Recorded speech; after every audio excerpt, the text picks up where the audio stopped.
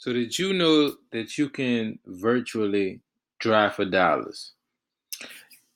This is how we do it, right? This is our tax assessor website, and I'll just go from the beginning.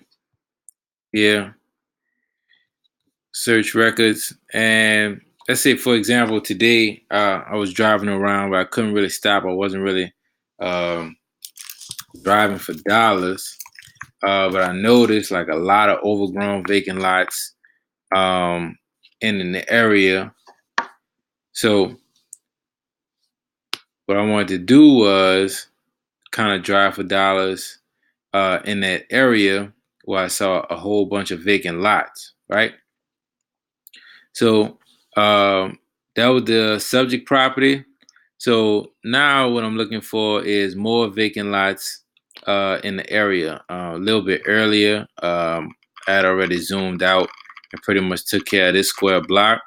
Now I want to move over, and what I'm looking for is tax delinquent properties first and foremost. Tax delinquent vacant lots first and foremost. Okay.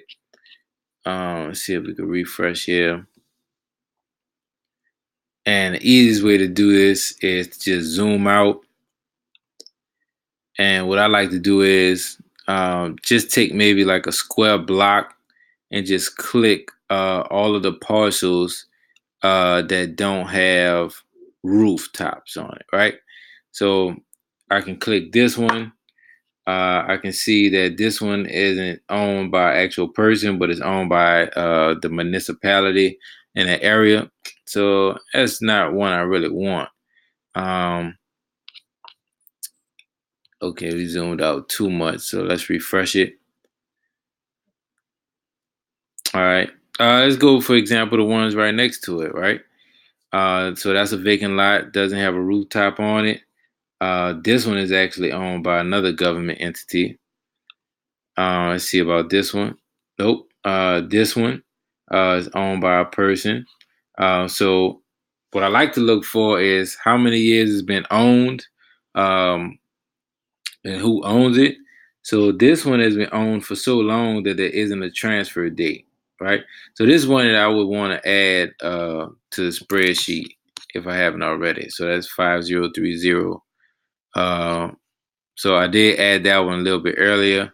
There's the person's name.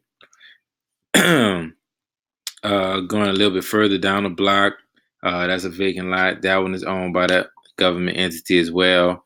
So I would just keep, driving and pulling back until I found lots that were owned by people. Let's see.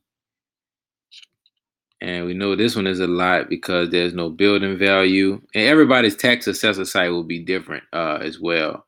And they bought this one in 2018. So that's really not nothing I'm looking for. Looking for vacant lots that are normally owned um, at least 5 years, depending on where they are. This is another one. Sheesh, man. So all those vacant lots weren't even owned by people. The city must plan on doing something. That's another one. Um, okay, so this one, the owner bought it back 1985. It is a vacant lot. So if I haven't already, I'll take this address. And what address was that?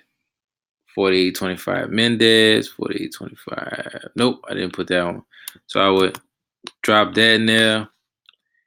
And Excel will allow me to rearrange those owner names to first and last. Right, drop that there, and boom. All right, and I get all of my files skip trace from batskiptracing.com. They didn't pay me to say that, but I have a relationship with them. I've been using it for a while. I really enjoy the data. I really enjoy the customer service. And I take these files, the drive for dollar files, and I have some partners that send me some driving for dollars in other areas. We send this off, get it bad skip trace, and upload it to the dollar for the code caller to knock it out, right? So this is just a way. I know a lot of other people use Google. They might take an address, and you could do that as well and just drive the street. I just find it more difficult doing it this way, getting the actual address numbers to the properties. Like it's cool to see the area, but using our tax assessor site, maybe yours may be the same. You can actually click on the parcel, get the size and dimensions, names, years of ownership, and all that information is important, right? Hope this helps. Sorry.